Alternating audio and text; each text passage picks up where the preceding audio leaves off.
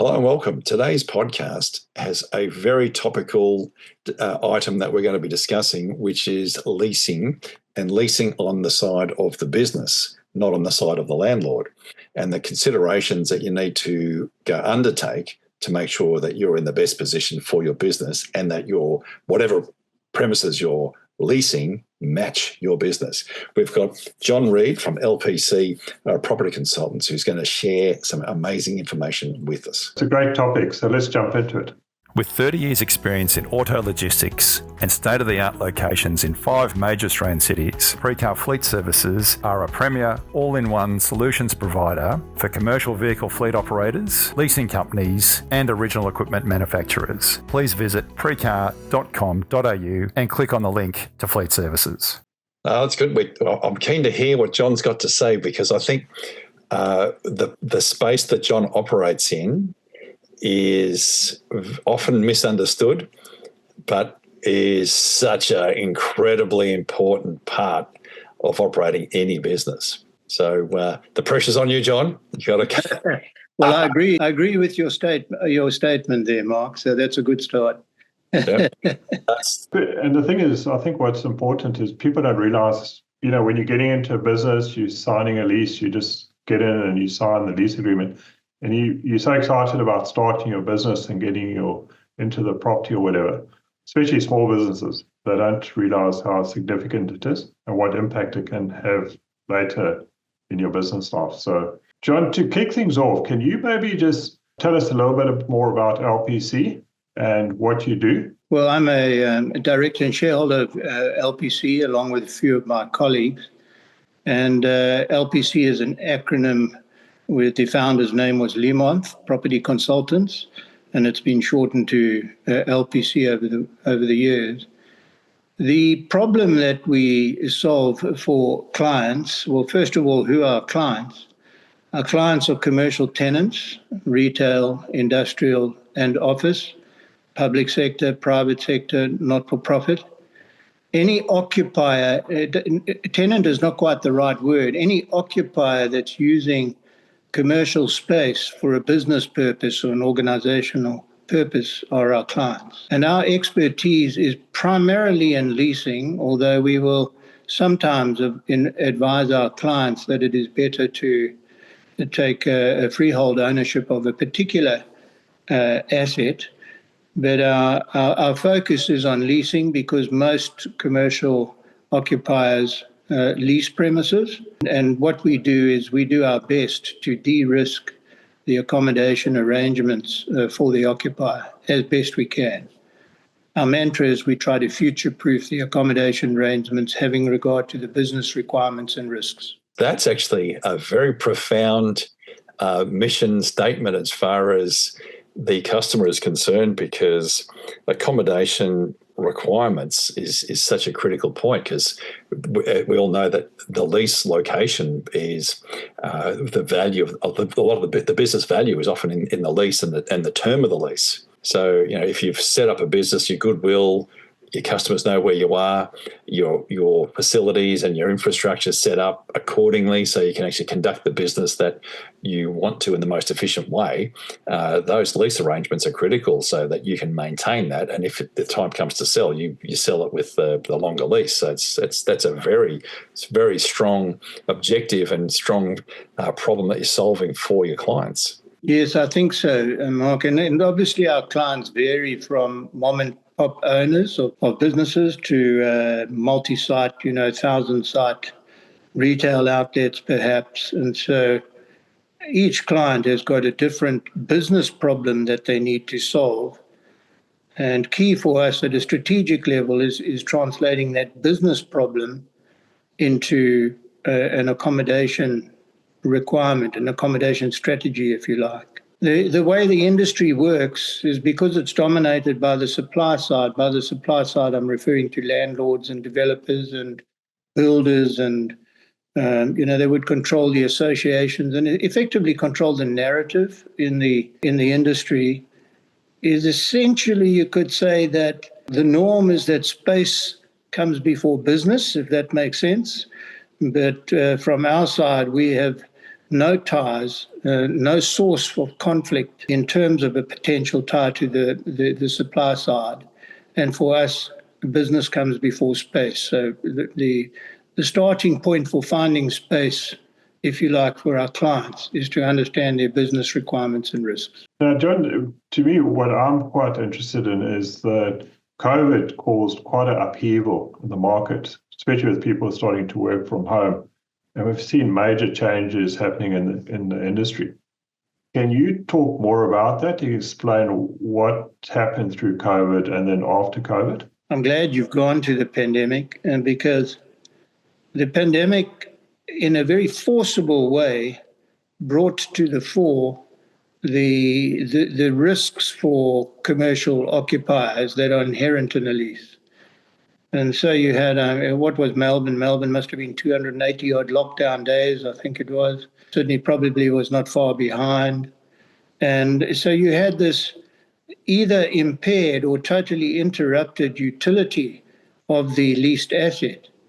And yet, apart from probably a handful of leases across Australia, is the lessee, the commercial lessee, was bound to fulfill their leasing obligations.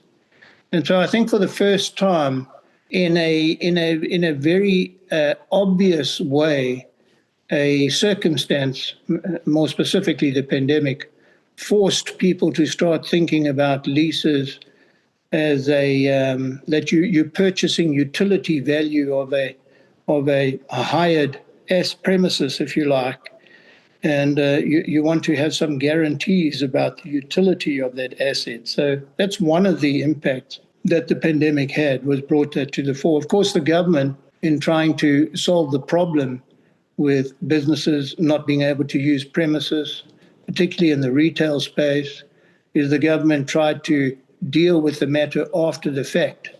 And that's one of the hindsight lessons from the pandemic, is that it is almost impossible to deal with leasing arrangements retrospectively after the fact when the ink is dry.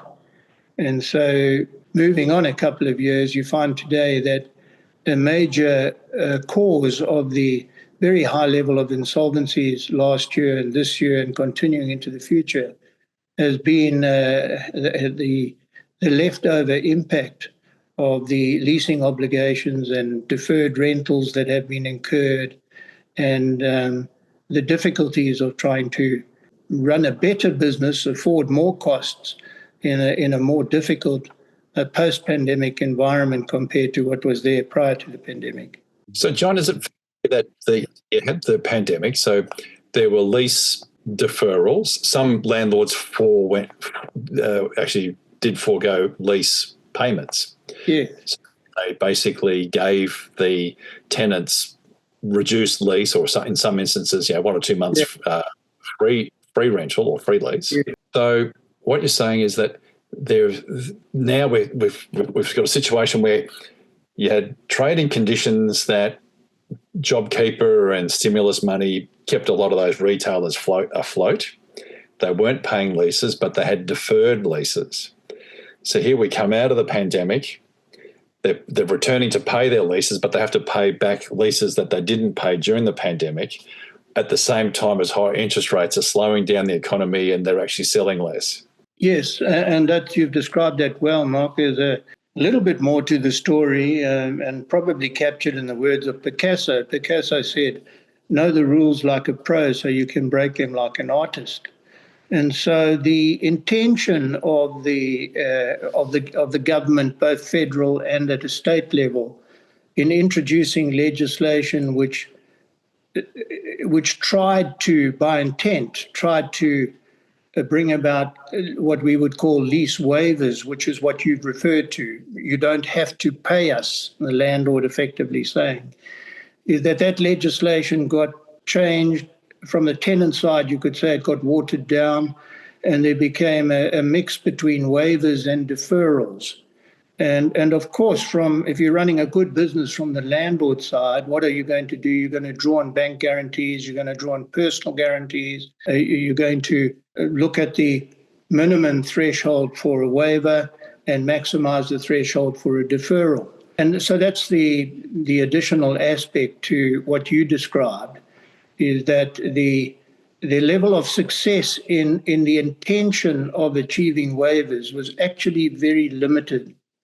It was also quite complicated accounting, complicated mechanisms to get to a rental waiver. What happens over time is the flux of time, every deal dies. Okay, and so the complication of getting to an outcome was an obstacle to getting to an outcome. I think, as I said previously, I think that what was the real lesson from that is that you have to get leasing arrangements right before the fact, that it's very difficult to deal with them after the fact. In our business, it's appropriate that we as advisors, that we look at the financial statements of major landlords and developers and so on. The fact of the matter is that certainly your larger landlords, there wasn't significant impairment to their financials. And so I think that tells the story that the intention of trying to deal with this problem after the fact was ineffective, and in my view will always be ineffective. So John, just coming back to that. So we had the pandemic, went through all these tough conditions. Now you see government and some politicians and that trying to get people to go back to work. Do you think that can happen, or do you think that's going to always be a challenge to get people to go back to the office? Or do you think has COVID proven that we can work from home, we always will work from home in the future? Yeah, it's a great question. And I'm going to sort of pull back a little bit to the services we provide. And so the beginning of the services we provide is strategic advice. And then we provide lease management for the portfolio of the client and transaction management to put a leasing arrangement or freehold arrangement in place. And we look after the fit outs and so on. Now, going back to the strategic piece, we have for long before the pandemic been encouraging our clients to consider trends that were taking place. And so the work from home was not a new thing. It was a trend. It was embedded in, I think in Sydney, there was a statistic that the average commuter time increases by 10 minutes a year. And this was a little bit old now, outdated. But the point is an increase in commuter time over the years. The increase in office technology, the forum, the platform that we are using now, Zoom and so on. These things didn't come about in the pandemic, they were there. So the emphasis on lifestyle. Putting all of that together, what I'm saying is that the trend towards a portion of your work being done from home was there long before the pandemic. All the pandemic did was accelerate it. And so from a trend point of view, I think any wise retailer and any wise office occupier needs to be mindful that the trend is a hybrid type working environment, trying to mix the benefits of physically being together and being able to do work away from home. So I think that's an irrevocable trend. And so that's very much the admin roles, but I'm guessing from a leasing perspective, there's transactional roles that still need to be physically there. So if you're in an industrial role, there's got to be hands-on, and there's still that process. So there's a lot of lease elements around that. What would be an example? Could you give us an example about the sort of, from a strategic perspective, if you're a manufacturer of like a small-scale manufacturer or a retail? I suppose there's two different examples here. Can you get one of a manufacturer and one of a retailer? What would be some of the strategic considerations that you would think for each one of those, or you would apply for each one of those situations? Listening to your question, I would go back to what's fundamental for us is business before space. And so if I just pick up on one retail instance, let's say a mom and pop retailer, their whole business is underpinned by location, what I would call locational goodwill. Just the other day, for example, I had somebody up in Queensland, a mom and pop business, and it was a dog parlor and various activities around sort of grooming dogs and so on. But that whole business was built on that location. Without that particular location, they had nothing. They wouldn't be able to sell the business. And so in that particular circumstance, when we would be advising clients strategically and then acting for them, we would be putting it at right up at the top of the tree, so to speak, is multiple renew options, but not only multiple renew options which actually keep the occupancy cost in line with the business. In other words, what I'm saying to you is that the occupancy cost doesn't start at 10% of revenue and over a period of time grow and become 25% of revenue. That would be the problem we would be dealing with there. And we would be very deliberate in putting that at sort of at number one in terms of where we're trying to land when we actually negotiate the lease agreement. So the lease term is obviously important, and also having the options, because the client doesn't need to take up the options. If, say, trade conditions get tough and they need to exit the business, they're only obligated to the lease up until the current option period expires. And after that, they don't need to take the other option. But it gives them security in tenure, saying that business relies on that location and is famous for being in that location. Yes, and I'm using that. I should go to the opposite to try and add to the point that I'm making. We serve a lot of not-for-profit clients, and they have multiple sites and offices from which they run government-funded, either federal or state, government-funded social programs. And typically these programs are 1 year, and then you hope that they get renewed. And the common problem we find in that circumstance, when we're asked to assist these clients, is that the portfolio is characterized by lease arrangements of 3 to 5 years. Now, that's the exact opposite to the dog parlor locational goodwill circumstance that I've spoken about. And so in that instance, we would be advising strategically that more important even than the rent, more important than the level of incentives one can get, is the ability to first of all link escalations to any government-related escalation, as opposed to CPI or something else. But much more important than that is to be able to break a lease without undue penalty. So I guess I'm trying to, by opposite examples, capture that principle of business before space. And I would highlight again that the industry is so controlled by the supply side. The supply side is so dominant that the way I'm talking is not the norm. It's space before business. The way a lease works, if you think about the leasing arrangements, 95% of leases originate from the supply side, from the landlords, from the developers. And so the control over lease norms, and I'm not being moral about this, I'm just a statement of fact, the control over lease norms is from the supply side. It's not usual to think and to in the way that I'm expressing here.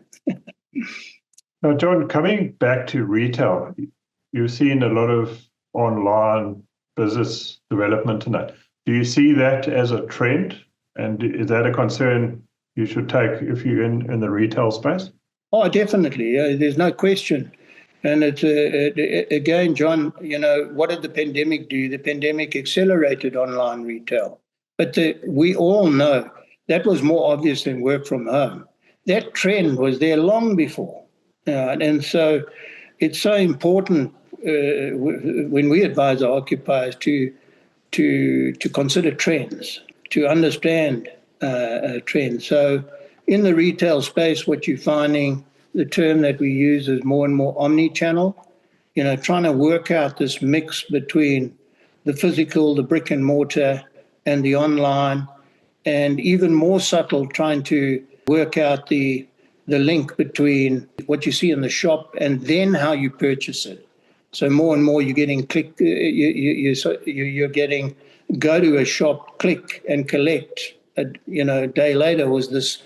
I'm thinking about one of our large format retail clients, for example, where we've walked a journey with them, which started before the pandemic, and where the average footprint has gone from 1,500 square meters to somewhere between 500 and 6 meters for their shop. And it's tied in with the online retail. It's tied in with the fact that the shop is now just a showroom rather than a stock room. And the concept of collecting the next day or mixing, place an order and it gets delivered to your home, that's just becoming more and more mixed and blurred. One of the interesting things about that from a leasing point of view is that becomes a real area of negotiation tension, and I'll explain what I mean, between the landlord and the lessee. And what I mean by that is that it's how you recognize the sales. So, sale is made at the shop, but it's not received at the shop. And so there's this mix between the actual collections at the shop and the collections via an online, via logistics and distribution. And so this becomes a real area of contention, because in retail you have a thing called turnover rent. And so what turnover are you actually recognizing? Is it just what gets transacted there and then at the shop, or is it the flow-on effect into the online channels and distribution outside of the brick and mortar shop? It's a very interesting area. So when you say, John, about the power is with the landlords, is it because the landlords are the large groups or large funds that own these premises, or is it the leasing agents that control it, where even mum and dad investors who may have retail or industrial properties, where the letting agents sort of have control, or is it the actual owners that have the control? Yeah, I think there's a number of reasons. First of all, there's a very obvious reason, and that is that landlords, developers, leasing agents, who, of course, the money for leasing agents comes from the supply side. Property is their business. That's what you need to be. You need to be expert in relation to getting a risk-free, ever-escalating return on a property asset. I mean, that is your business, right? And whereas when it comes to tenants, the commercial tenants, they're fragmented, and their business is selling hardware, or their business is running an IT firm from an office premises, or a merchant bank from an opposite premises, or a distribution warehouse. But their business is not property. So it's logical that if your business is property, you're going to be expert in it, and you're going to have the advantage of being consolidated. Whereas the tenants, unless you're a Woolworths, for example, you have very, very extensive reach and a repetitive type use of property, is you're going to organise yourself, you're going to have strong associations. So in Australia, for example, we have an association called Property Council Australia, and the name of that association used to be Building Owners Association. So it's indicative of the associations around the landlords and the leasing agents and developers and so on. They're very well organised. They're able to influence the narrative in a far greater way than the users of those lease spaces. Now, the other thing that's probably worth commenting, Mark, is a chap who used to run, Peter Verver, used to run Property Council Australia many years back, and I remember him saying to me, one of the things that characterises the difference between your commercial tenant and your spaces, office, industrial, and retail, is asymmetrical access to information. And so information is power when it comes to negotiations. And certainly tenants are at a very, very, very great disadvantage when it comes to access to information, which is important during negotiation process. If there's a oversupply, let's use a shopping centre. Yeah. If a retail tenant wants to go in and have a store shopping centre, if that shopping centre is a high demand, very successful, patronised shopping centre, does the bargaining power obviously is less for that tenant, but how does it then flip with, say, a regional or a sub-regional shopping centre where there may be a few vacant stores, and how does that swing the balance of power to the tenant or to the owner? Economics 101 applies in property, and the way it applies is what you've just described. If I can take it more broadly, it doesn't matter which sector, retail, office, or industrial, is essentially the greater the vacancies as a percentage of the whole, the more you can achieve a lower, what we call effective rental. And an effective rental is simply the advertised rental, what we call the face rental or the market rental, minus the incentives that you negotiate.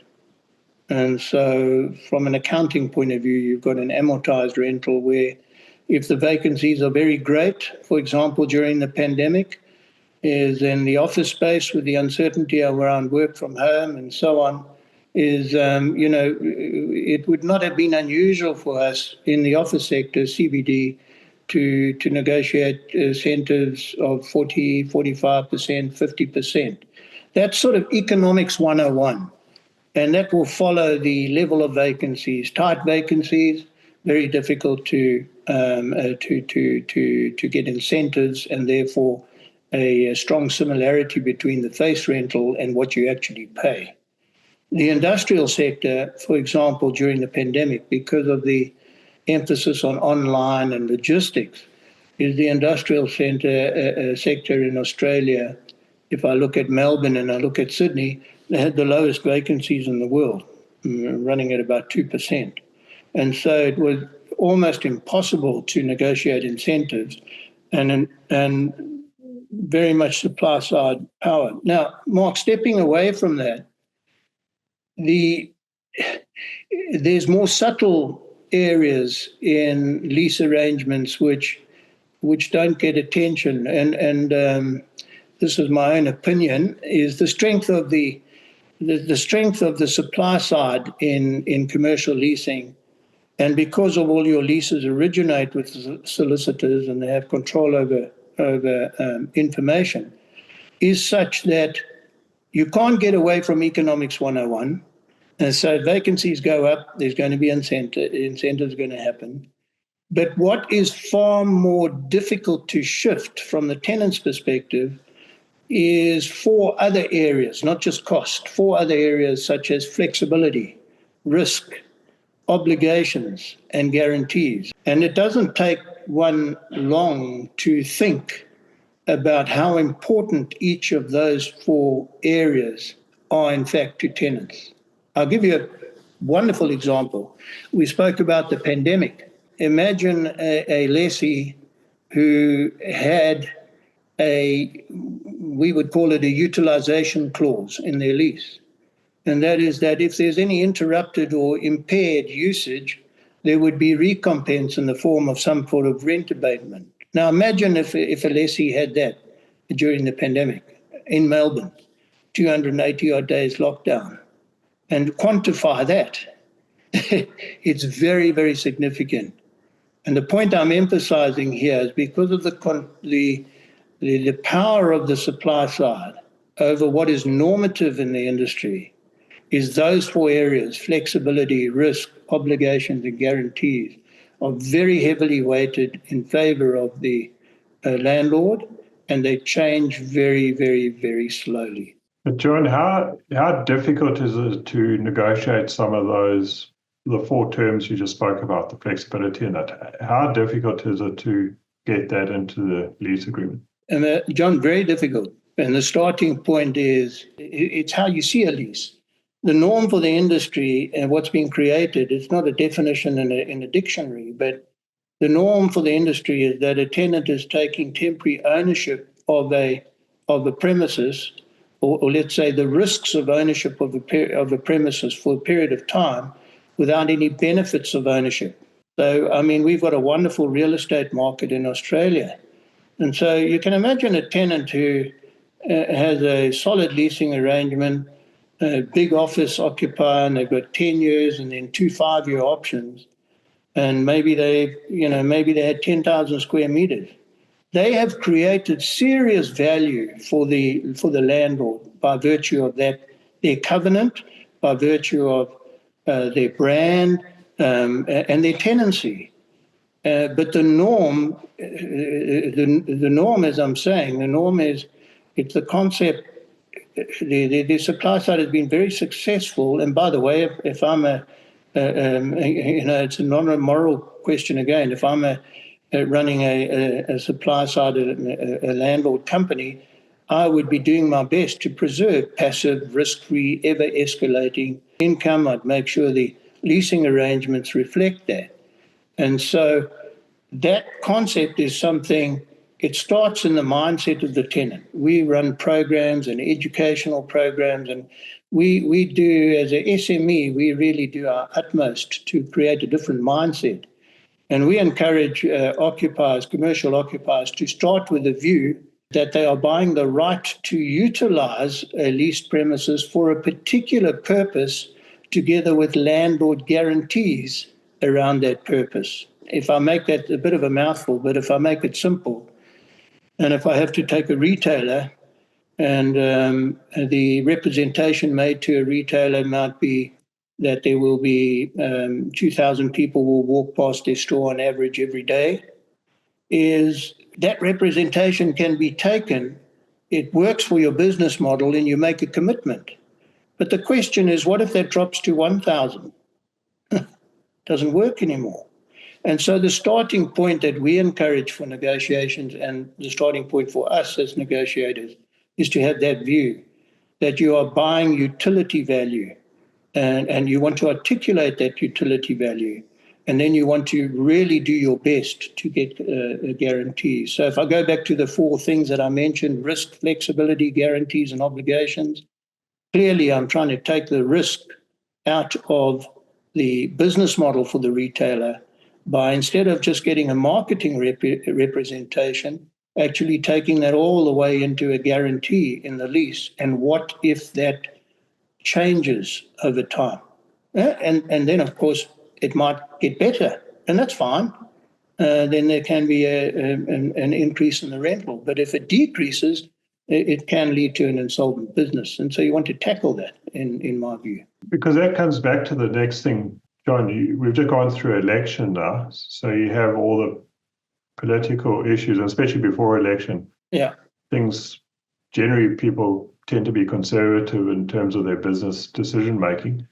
And then you also have world economic impacts in that, which you maybe don't anticipate, like these tariffs and things happening in the world now. How do you take those into account, and do you build those back into your model too? Does it play a big part, or not really? Both global and local is uncertainty is the right word, isn't it? And if you think about it, leasing arrangements by tradition and by nature of what you're dealing with tend to be quite certain agreements. They're quite definitive. And so you have this tension where when one needs to bring to the negotiating table the reality of uncertainty, the nature of those uncertainties.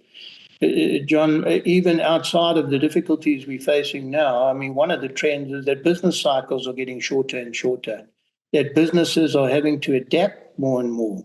Now, if you come back to a leasing situation, is businesses, they're adding on bolt-on type businesses, slight changes in the offerings and the solutions and so on. Traditional leasing arrangements don't cope with this well. The premises use is very narrowly defined. The term is very inflexible. And so there is this pressure, a definite pressure globally, and the things that you have mentioned, locally, the high interest rates, the decrease in consumer expenditure, the mortgages, the cost of property, all that sort of stuff. They're the stuff that creates a lot of uncertainty. I think what will happen over time, there's a saying that I came across a long time ago, and it is that bad actors only get off the stage when the stage is burning. And I think that everything is driving towards the need for more flexible lease arrangements, for a greater sharing of risk. So one of the things that you are seeing, not much in Australia yet, but you will see landlords with very strong balance sheets, young tech entrepreneurs, then they've really got something going. They've got mileage in what they in their solution and their offering. It looks like they're going somewhere as a business and the problem they're solving for clients. And one is seeing, and one will see more and more, is the type of situation where a landlord does, says 5 years, no rental, but they have some equity in the business. But then they have to have the balance sheet strength to do that, right, as it were. I also think there'll be certainly we push for it, but I think over time there will be more and more pressure to, if you're providing a good covenant and the landlord wants you to take on significant risk, transfer the risks of ownership, I think there's going to be more and more pressure to share in the upside in the capital growth of the asset that's been leased. They're difficult to. These are new areas, as it were. But I think they're very important areas. It's interesting. We meet with the RBA. They come to us as a small business and they get our take on what's happening in property. We meet with them every quarter. Invariably, what comes up in that discussion is wage productivity and the productivity of the economy as a whole. But a term that you never hear. Well, we use it. I've never seen it much in the public domain. Is lease productivity. Never mind wage productivity, never mind business productivity, but you don't hear about lease productivity. And I think it's something that needs far greater focus. Actually, talk about that. What does it mean? Why is it important? And we would argue it's extremely important when most businesses across the country in some way have got some attachment to brick and mortar. Because John, another question I was keen to ask, we speak of the capital appreciation of real estate because that's nirvana for the investor who super funds, et cetera, who own a lot of the big, say, commercial real estate or shopping centres. But what happens, or how often would it happen that you could actually negotiate a reduced lease and a reduced lease dollar figure, and even though that you're keeping the same lease term, but how often the leases go down instead of they seem to this perpetually go up, up, up, up? Is there a time that it does go down, and can you negotiate that? We have in the portfolios we manage for multi-site occupiers, is we actually put into our system triggers and alarms and alert to keep checking the market conditions, for example, during the term of a lease. We say within LPC, if somebody asks us, when should you start negotiating a lease? Our answer is just after you signed the last one. And so it sort of speaks to the question you've posed there, Mark, and that is that you want to keep alert for those economic 101 opportunities. A lease might have been concluded when vacancies are low. You want to keep alert for those opportunities. And the lease is not expiring, but you look to create a proposition which makes sense for the landlord, because they would be concerned with, if the vacancies are higher, they'd be concerned with what's going to happen at the end of that lease. And so we very, very often will be restructuring a lease, a brand new lease, ahead of the expiry.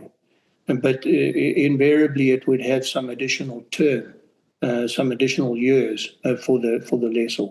Yeah, so that's quite interesting, John. I've always fundamentally, you think you come to the end of the lease, you then renegotiate the lease at that time. So you're saying, no, you need to track it all the way through and renegotiate when the right economic environment's in place for you to get a better lease agreement. Yes, that's one strategy. And so the important thing is the concept of a mind for negotiating all the way along. I mean, invariably what's going to happen, particularly in the office sector, John, is you're going to come to an end of a lease term and perhaps the option terms have been done, really coming to the end of a lease. And invariably that will be what we call a stay or go. consideration. Critical in leasing, time is leverage. The efflux of time, you're losing alternatives, you're losing a leverage all along the way. And so that's why we say best time when should you start negotiating lease? Just after you signed the last one. Part of that, John, is actually being disciplined in your interaction with your current landlord, because you might have an appetite to stay there down the line.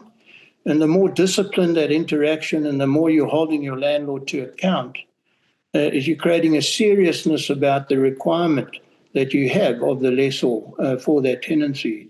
And you're improving your negotiating position when it comes to stay or go. But you have implicitly you've highlighted one of the major mistakes in leasing, and that is people negotiate in line with critical dates that are specified within the lease.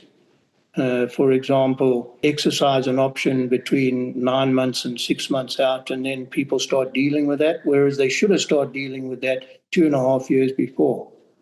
You've already lost leverage when it comes down to that option period, that option time. And John, would it be fair to say, like, if your business is not tied, a bit like that dog groomer, to that one location, yeah, business was portable, does that put you in a stronger position where you could basically jump from property to property and get those various leasing sign-on incentives, whether it be X amount of months free or free fit-outs, etc.?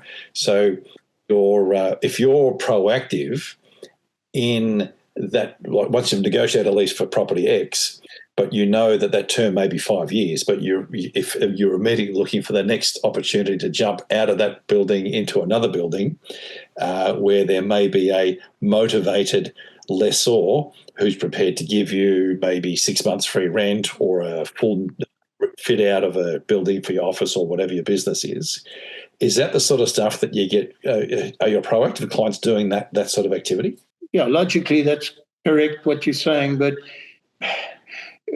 business before space, it's not just the rental it's not just the rental, it's your source of talent, it's your source of customage, if you've got a clear mind about business towards space, and you recognize that there are complications with moving from one place to another. It's not just straightforward. Sure, one would try and negotiate pass-through of the monetary type obligations that one picks up by moving. So yes, in essence, that's right. But I would just caution and say there's a lot more than just the considerations are far greater than just the cost. The other thing, of course, is that if location or goodwill, and I'm stating the obvious here, is important, it's obvious really, is you make sure that your landlord doesn't know that. It sounds like I'm encouraging being deceitful. I'm not. I'm just encouraging an occupant to look after their business and make sure, because even in that situation where there's a real intent to stay and you need to stay, is you need to use time and you need to use expertise and skill to build up alternatives. Alternatives create leverage. It's actually quite interesting for us in the office sector how often we deal with clients where they are absolutely determined to stay at a premises. This is what we like. This works for us. It's fantastic. And we go through our process way ahead of time and just build up leverage, because you have to build up leverage on the current landlord, right? And we go through that process, and it's remarkable how often the occupier ends up moving, because you've been through a thorough strategic process. You've analysed what the requirements are and what the risks are, and it becomes obvious over time that a move, all things considered, is better. There was a study done many years ago in America. I wouldn't be able to direct you to the source, but the conclusion of the study, I think, was somewhat sad, but also quite amusing. Tried to discover the factors that the reasons that influenced office occupiers in terms of the head office location. The study found that the number one reason for the head office location was the residence of the CEO. I mean, it's just, it really, that is, in my view, it's amusing, but incredibly sad. The lack of, the lack of a long-term accommodation strategic process is just so evident. CEOs come and go, but a building doesn't come and go. That's very true. In a two-horse race, always back self-interest. Just in terms of the going forward now, what do you see the big challenges, and where do you guys fit in to offer your services to reduce the challenges? The challenge will continue to be for occupiers, commercial occupiers, to, at a strategic level, to give far more thought and attention to being deliberate and considered and well-informed in terms of the long-term accommodation strategy. And so we will continue to speak the language of business before space. Now, where will that drive, going to your question, where will that drive towards, where will that point towards? Those categories that I mentioned, that will point towards far greater attention being paid in relation to flexibility. So we, for example, with office leases, and we've done this for many years now, if an office lease and the client is taking 7,000 square meters as an example, we would typically create different leases on different floors.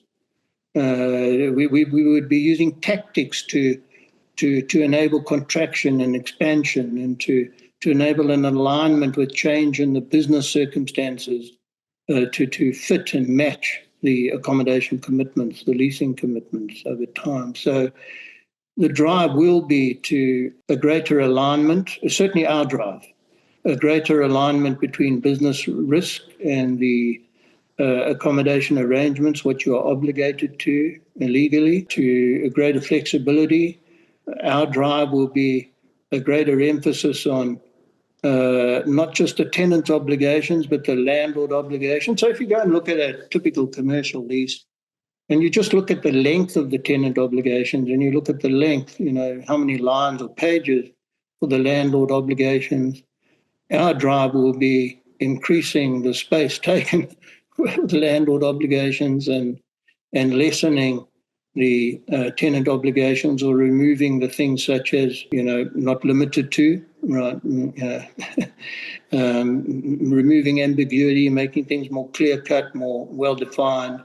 And then also, as I said earlier, is driving towards guarantees. So when representations are made about why this location and premises and the commercial terms on offer, why that works for the business, we would be working more and more in the direction of translating those to guarantees with some form of escape or recompense, or some ability to match your business circumstance with any failure in the representations that we made. The norm, John, up until now has been a very wide gulf between representations made and guarantees. You mentioned you do a whole range of businesses. So if anyone is interested in your services, where can they reach out to? And do you, even very small businesses, as long as they are a commercial business, you represent even very small businesses? Yes, we do. And so it's only commercial, we're not residential. So that's the starting point. It's commercial, but public sector, private sector, not-for-profit, and then across the retail and the office and the industrial assets. And we only represent the occupier. Reach out to myself, jreed@lpc.com.au, and I will direct to one of the state offices or one of our advisors. That would work well. I'd make a comment about mom and pop. It gives me an opportunity to say that we've actually built an online advisory platform. And the reason we've done this is because mom and pop or small businesses are at the greatest disadvantage when it comes to leasing. And so we have a subscription-based online advisory platform. and we make that available directly, but also through associations such as national retail associations, chambers of commerce, franchisors, because it's difficult to reach small businesses, and they're very fragmented. And so we connect with them via these associations and add to the value that they can give to their members. And then are you just in Australia or New Zealand? Australia and New Zealand. Very, very, very similar markets, with Australia being a lot larger. And a fascinating thing, if I may just throw this in quickly, is that the way we see a lease and the way we've seen a lease for ages, utility valued is the right to utilize for a particular purpose together with landlord guarantees. Is New Zealand made much more progress in that direction in supporting a tenant because of physical disaster. And it was going back to Christchurch in 2010 and 2012, I think it was, from memory, and of course the earthquake, where tenants effectively ended up with obligations and buildings that were considered to be unsafe as a result of infrastructural damage. And as a result of that, New Zealand's quite unique in some ways. They have a very powerful Auckland Law Society or legal profession. I think it's the Auckland Law Society from memory. Very, very powerful, and they have an influence on templates, lease templates across the country. And they introduced a clause which was what we have called for a long time a utility clause. But it wasn't just related to earthquakes. It was related to impaired utility of the leased asset and recompense. And so that got tested, effectively strongly tested, when the pandemic came along, because these clauses were now in place in leases across New Zealand. So in that sense, from protections for tenants, Australia's way behind New Zealand. Yeah, no, that's John, thank you for coming on the show. This has been a very, very timely conversation that affects so many businesses, large and small. And it's interesting when you look at those mum and dads. If anyone needs it more than any businesses that need it more, it's the mum and dad, because I think you highlighted a really good point. If I may, if you could just entertain my summary that I've made some notes here, and I'm keen to get your guidance whether I've missed anything. But you really highlighted that point. It's business before space. And in the leasing area, I just know firsthand from various businesses I've been involved with, it's always to negotiate the longest lease so that you can have the business in that location so you can continue it. And it's a resale process too. The longer the lease, the more chance you have of reselling it, because there's inherent value in... Depending on the business. True, depending on the business. Classic case is service stations. If your lease is only, say, 5 years and you're out, well, you've just paid for goodwill that is not goodwill at all, because you're out. So you can't relocate the service station to somewhere else. So there's all those challenges. But I'd just say, Mark, there's some businesses which are better sold without a long lease. Okay, just make that point. All right. So business before space. and that's the really good point, because that's the traditional thinking is have a long lease, accept the terms of that lease. But when you go back to that business before space and use the example of the not-for-profit that gets short-term funding, in that instance, you're better off having a short lease where you're not obligated to pay for a property that you're not using because potentially your government funding project hasn't been extended. So your obligation is then that you have to pay for a site that you're not using.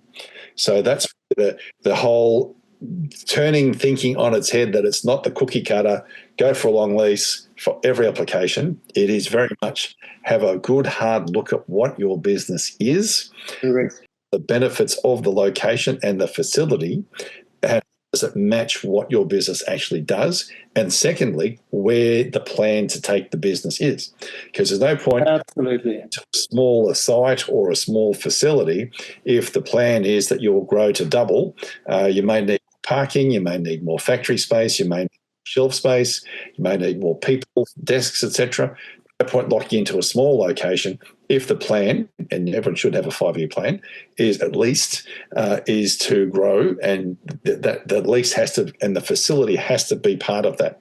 And that's where business before space again keeps coming back to that, which is that circular reference that sign a lease, park that, and then go do your business, because it come unstuck big time.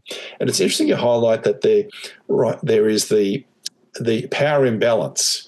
It's almost like, John, when we talked about the OEMs and dealers and the franchise agreements, we had Adiba come on the show talking about the power imbalance where the OEM has power over the dealer because it's through size and control of supply.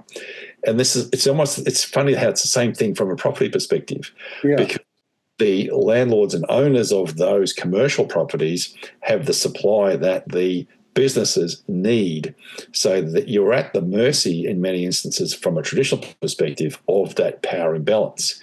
Now, if you understand that imbalance, then you can utilise your services, John, to get the best outcome for your business, because it's right term and right your conditions to your lease so that you get that. And you made a point which I wrote, underlined it. It says, bad actors never get on the stage until the stage is burning. So you've got a very profitable landlord who's getting everything going their way. They won't change their behaviours until such time as things get really bad for them. Absolutely, yeah.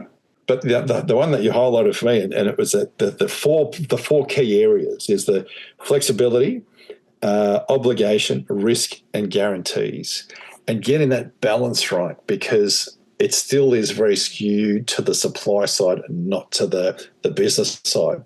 And the business, once you're aware of that, you can then start those negotiations. And when you said, and I made it, once you had circled that point, when you said that you start negotiating your next lease as soon as you sign this lease. Correct. You should always be reviewing, well, hang on, how's our business going? You're doing a 360 on your business constantly, looking at your monthly figures. There should always be a point where the consideration is, okay, so where are we at? What do we need to be with this lease? Should the next lease look like?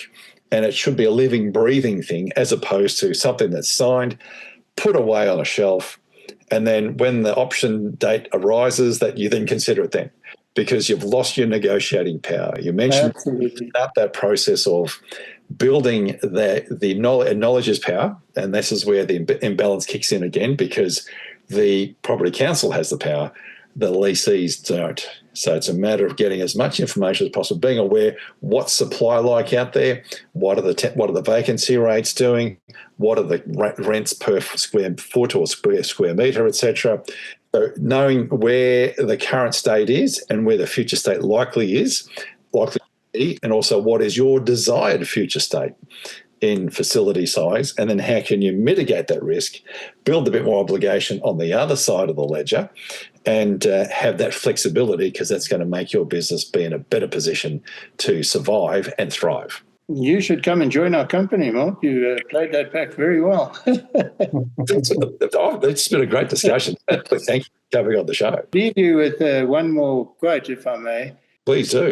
Something that we use is from Pep Guardiola. I think I'm saying the name right. He's the coach of Manchester City. And he said something which we use in our negotiations. He said, we don't pass to move the ball, we pass to move the opposition. We don't pass to move the ball, we pass to move the opposition. So apply to our industry. And as you quite rightly said, Mark, the understanding of the structure of the industry is so important to actually get better at moving the opposition. Because at the end of the day, you're on opposite sides of the field as a tenant and as a landlord, and you respect each other for your expertise. But that's the challenge, to move the opposition. And each side needs each other. Exactly, 100%, yeah. John, thanks very much. We enjoyed talking to you, so that was a great discussion. John. Thank you, Mark. Appreciate it.